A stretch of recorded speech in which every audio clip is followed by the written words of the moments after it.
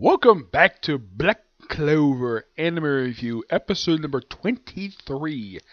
This is where I'm viewing the 73rd episode of the anime, the Royal Knights Selection Test, and the 195th chapter of the manga, A Complete Change. Yep. Let's start with newest episode of the anime, which pretty much adapts chapters 112 to 112 and 113 of the manga. Yeah, and what happens this episode? Let's see. We have kind of the start of the Royal Knights exam. Yeah. He's got at this stadium, which I believe this is the same stadium that he went to back in the first arc of the series, and pretty much over there just picked various teams, and they have mostly the Wizard King and the King and the Clover King, and the King of the Clover King himself actually explaining the whole purpose tournament. And apparently the tournament is going to be a Crystal Destruction tournament. Okay, interesting.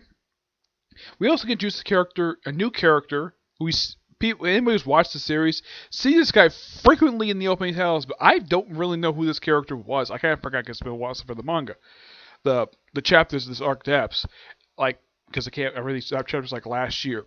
So apparently his name is Zergs, I think his name is. I'm not really sure. He apparently wears this bandage thing around his the bottom half of his face, and it covers that's just the top of his chest, and that's it. And of course, wears pants. He claims he's the vice captain of the Purple Orchestra, even though he took him out before he got there. So they put together teams, and of course, Asha meets up with Masiro, Noelle's cousin again, and she starts blushing, and Asha thinks something is wrong with her when she's blushing. Yeah, he's like, "Is something wrong? You feeling okay?" Does he not know? Does he not realize this woman is in love with him? One of 3 women in the series who's in love with him, along with Noelle and Rebecca. Though a lot of people theorize that Asha might end up with Noelle. I wouldn't mind if it's Noelle or Rebecca. Doesn't matter which. As long as it picks one of them. As long as it's not Sister Lily.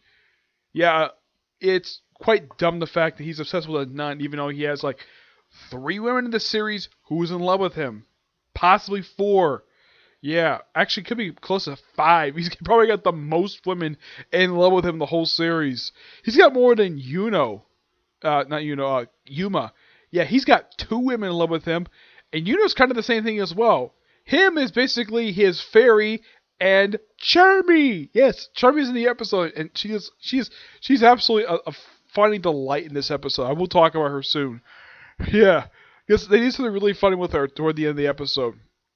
So, the fairy complains that Yuno couldn't take her on a date for some reason. Yuno doesn't remember anything about taking her on a date, and bicker for a bit, and of course she bickers with Noelle, because she thinks she's Noelle as a love rival for Yuno for some reason, even though that Charmy's one in love with him, not Noelle. Yeah, so when they announce the teams, they have Asha, Monio, and I'm trying to remember her name. I think it's Momo. I think her name is the Noelle's cousin. The one who I've heard one person describe as the show's version of Hinata Hyuga. In some way, she kind of is. Probably because she frequently blushes whenever she sees Asha. Kind of like how Hinata did the same thing before she eventually fell in love with Naruto and married him and had 2 kids with him. One of who happened to be the main character of the sequel series. Yep. And Noelle's on a team with Yuno and some other guy. Fenril is on a team with, I think it's Fenril. Actually, it's not. It's Magda. He's on a team with, Maran,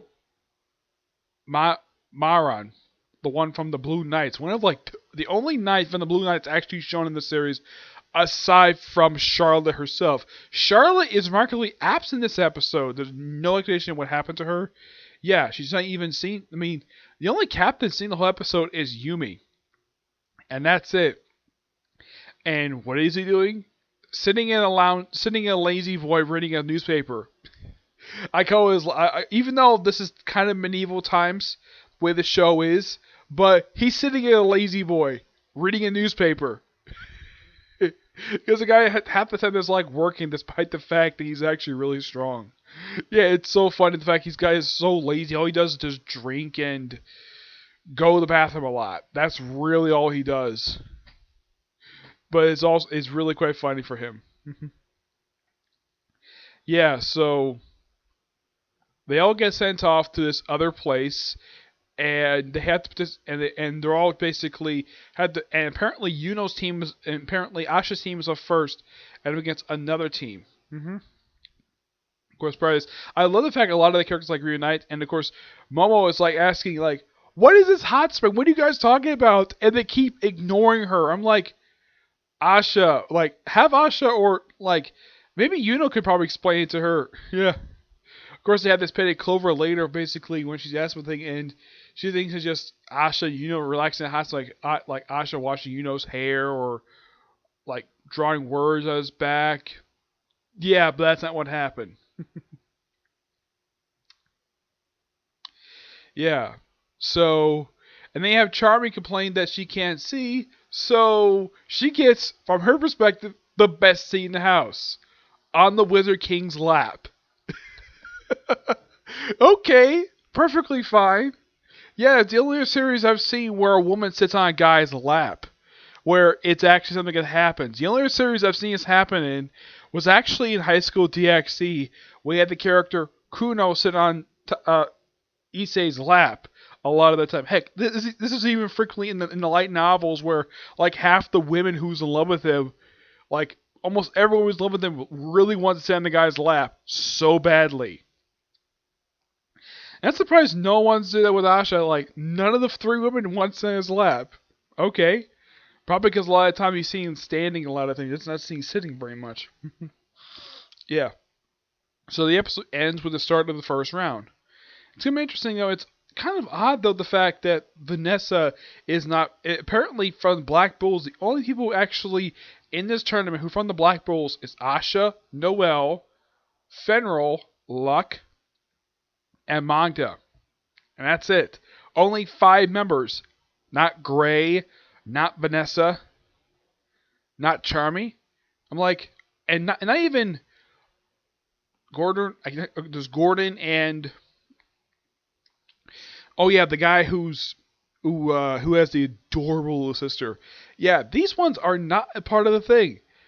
My guess is because, well, this is my personal theory, probably because the writer of the series, well, when they originally put this in manga, he probably had nothing for these characters, at least in the case of Vanessa, but they probably gave her a good amount of development because what happened in the last arc, by about 2 arcs back in the series, and plus she's recovering from being drunk.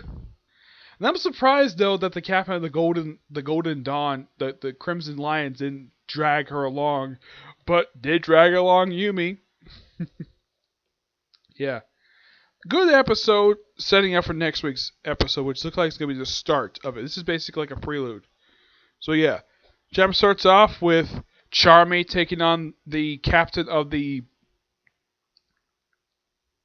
Besro Deer. Yeah, they're fighting and she goes, Asha, go ahead. I'll handle this. She says, I'm going to hammer this guy the importance of food. I'm going to handle the hammer the importance of food into these guys' head. It's like, thank you very much. And Asha and Noelle just go off. And I think this is supposed to be Fenra, who's fighting. I think this is supposed to be Noelle. Actually, I think the other girl might be Momo. And of course, Noelle's fighting Fauna in her elf form. And then Jack the Ripper shows up. Yeah.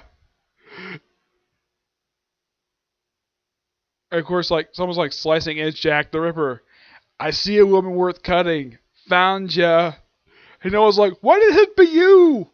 And Jack's like, got a problem with me, princess? Yeah, because he's creepy. That's the thing with Jack the Ripper. He's creepy. But he's funny too. And then we see somebody from the Golden Dawn, somebody who I've never seen in the series. Apparently he's a senior from the group. His name is David. Figure out what the heck defeated him. And they think it might be that stone tablet thing that's shown back in the World Capital arc. And then we see Yuno. Looks like he's in a powered up mode. He has got like this he's got, looks like Yuno's got possessed by elf magic. And then we see a few other characters just talking for a bit. One looks like it's Mars, and then and then all of us looks like it would change something else. It looks like maybe may have changed his look a bit. He's attacked by one of the elves, and he takes his amulet he's had since the start of the series. It's like, it's mine, give it back.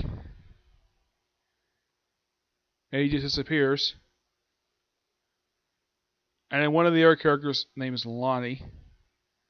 And says, like, who are you?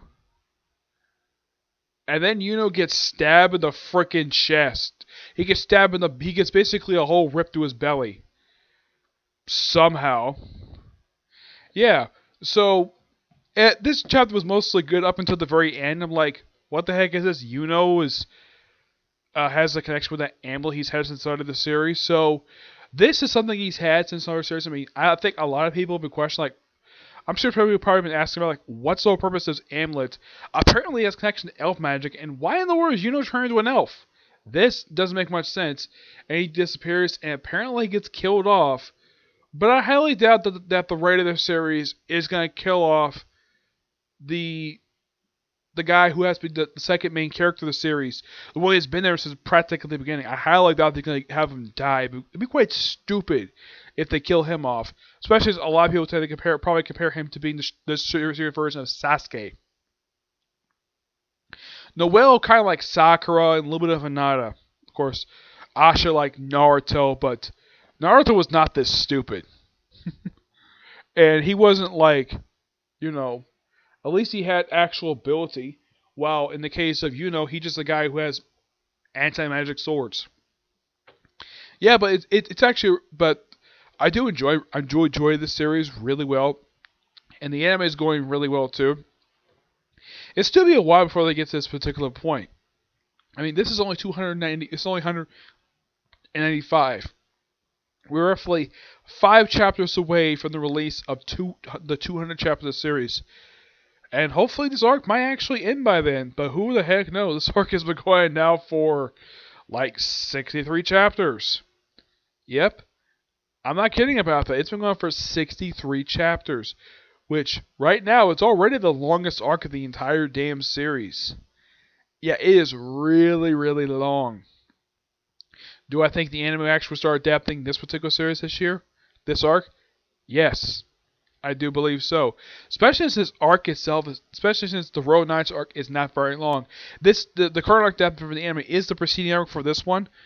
And that one is roughly 21 chapters. This is 63, and they've already adapted for Road Knights the first 2 chapters so far of a 21 chapter arc. So my guess is that this arc will probably last for good, I would say 11 episodes.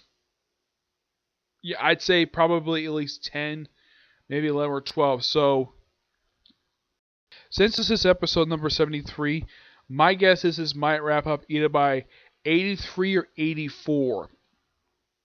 My guess is probably 84 at this rate. Yeah, that's probably when this particular arc is going to wrap up, with episode 84, and 85 going to be the start of the current arc of the manga. And from the looks of the manga right now, you can probably see this thing take up for pretty much the rest of the whole year for this current arc, though. I wouldn't be surprised, though, by the time they finally get on this arc, this particular series be well past 200 chapters. And one thing I also haven't heard yet for this series is how long this season will last for, because so far the season is lasted for about 22 episodes so far. Yep, that's how long season 2 has lasted for, because the first season was 51 episodes. Would the season last for all 51 episodes? As far as I know, Studio Parrot never confirmed this at all, but the animation is still really good for the series, both for the anime and the artwork is still really good. Though I hope they explain the ending of this particular chapter. It just came out of nowhere, because it was good with Asha, seeing him and Charmy fighting off against an elf. I thought it was quite nice. Actually, it was, and of course Noelle fighting off against Fauna, and probably the weirdest thing about the whole chapter was seeing Jack the Ripper. Yeah, That's literally this guy's name. I did not make this up. But that's what people call him. We call him Jack the Ripper because, well, he cuts stuff. Like the real life Jack the Ripper did. Yeah. Though, I'm sure he's named after Jack the Ripper. I don't think he's based on him. Like the version that popped up in JoJo's Adventures. That one's clearly based upon him. And this one is just named after him. Yep. So yeah, that's really it for this particular review. Stay tuned for my review of Fairy Tail. And that'll be it for videos today. Tomorrow, I'll probably have about 2 because I'm going to finish up Case Closed Season 11 tomorrow, hopefully.